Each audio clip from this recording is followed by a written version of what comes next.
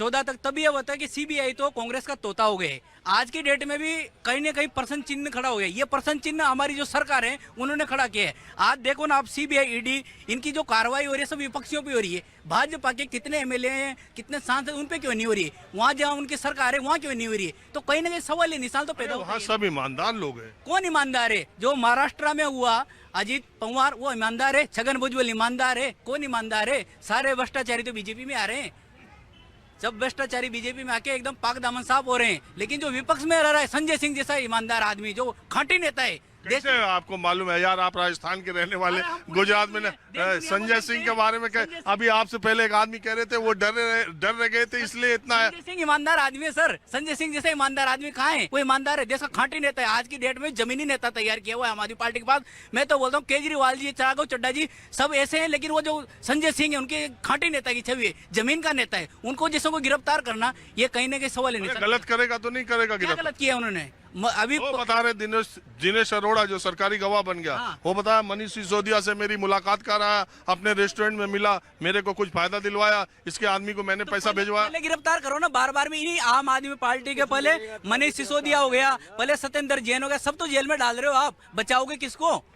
क्या दिल्ली में से खत्म? जहाँ दिल्ली आदमी को 62 सीटें दी है जिस सरकार ने, जिस जनता ने, उस पर आप सवाल निशान पैदा कर रहे हो। ये तो चुनाव जीतने का मतलब कि आप पे कोई जांच नहीं होगा? नहीं होगा ना, तो कायदे से करो ना, कायदे से करो ना। सीटें जो मिली है वो खाने के लिए मिली है क्या? नहीं खाने वो 62 सीटें लिए, पिछली बार 67 मिली, इस बार 50 से ज्यादा सीटें लेके इस बार बीजेपी 2024 में आम आदमी पार्टी सरकार बनाने जा रही है। उसमें कहीं कोई दौरा नहीं। और भाजपा को जो है ना यही डर सता रहा है कि हम पूरे देश में होने के बावजूद दिल्ली में क्यों नहीं आ पा रहे हैं। G20 हुआ, सबने देखा, बोले यहाँ मोदी जी, लेकिन यहाँ तो केजरीवाल है। 20 देशों के राष्ट्राध्यक्ष ने आगे देखा, यार जो पूरा देश में एकदम ईमानदार बने ये यहाँ नहीं है, तो कुछ तो बात है ना। तो कहीं ना कहीं वो बात खलती है। अरे यार मेघवाल जी, आप तो यार आम आदमी पार्टी के कार्यकर्ता लग रहा है। नहीं मैं प्रवक्ता नहीं हूँ, मैं किसी भी पार्टी का 25 पैसे का सदस्य नहीं हूँ। मैं एकदम ईमानदार आदमी हूँ और जो अच्छा लगता है वो अच्छा बोलता हूँ। मुझे राजस्थान का होके गुजरात में नौकरी करते हो, प्राइवेट सेक्टर में काम करते हो। हाँ, तो डरना क्या बात का? डरना किस बात का? प्राइवेट सेक्टर में ईमानदार आदमी है। आप बताइए, आप कहाँ से आई? सर मैं दिल्ली से ही हूँ और दिल्ली की रहने वाली हूँ। वैसे मैं राजस्थान से हूँ बेसिकली। अच्छा, दिल्ली की आप रहने वाली। तो ये केजरीवाल के सरकार का क्या हो रहा, देख रही क्या इज्जत हो रही है? आए थे ईमानदार बन के, लग रहे आरोप, आप क्या मानती है? मैं तो ये जानती हूँ, जिस तरीके से नरेंद्र मेघवाल जी ने कहा कि ईडी और भ्रष्टाचार जिस तरीके से केजरीवाल की सरकार में है, तो ये अपनी सरकार को तो कुछ देख नहीं रहे, अपने आदमियों के लिए कुछ बात नहीं करते। पर इन्होंने हमेशा आम आदमी पार्टी को ही टारगेट किया है। पार्टी की है क्या आम आदमी? मैं पार्टी से मैं बिलोंग नहीं करती बिल्कुल भी। आपको लगता है केजरीवाल ईमानदार है? बिल्कुल ईमानदार तो है ही इंसान।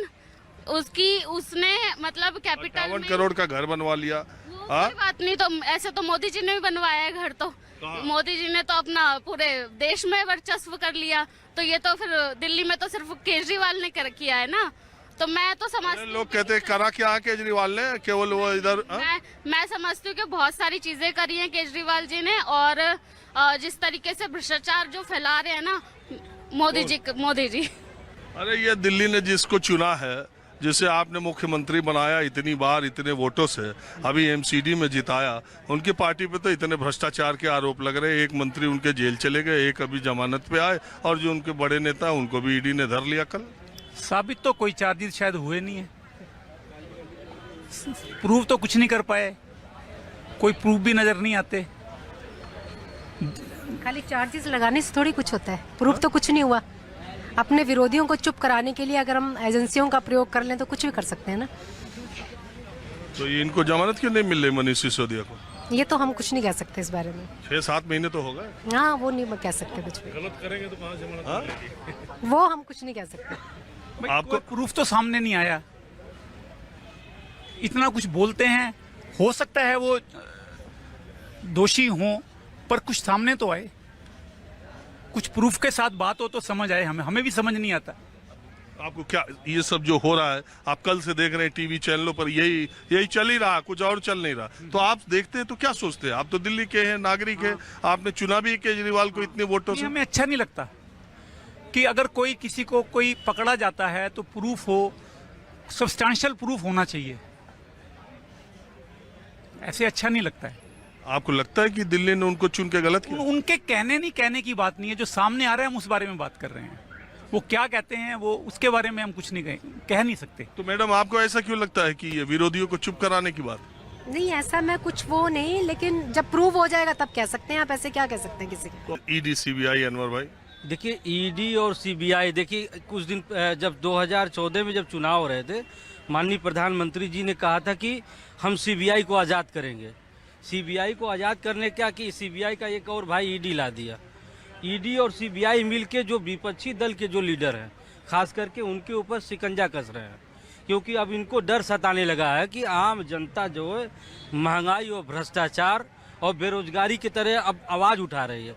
तो उस आवाज़ को दबाने के लिए अब आप बहुत ईमानदार आप हैं, तो आप एक दिन आप महाराष्ट्र में भाषण दे रहे थे प्रधानमंत्री जी कि शिंदे गुट का ये सब भ्रष्टाचारी है और अजीत पवार जो गुट है वो भ्रष्टाचारी है। तो अगले ही दिन उसको ले दिया आपने अपने दल में। जो आपके दल में जा रहा है वो सब ईमानदार कैसे हो जा रहा है?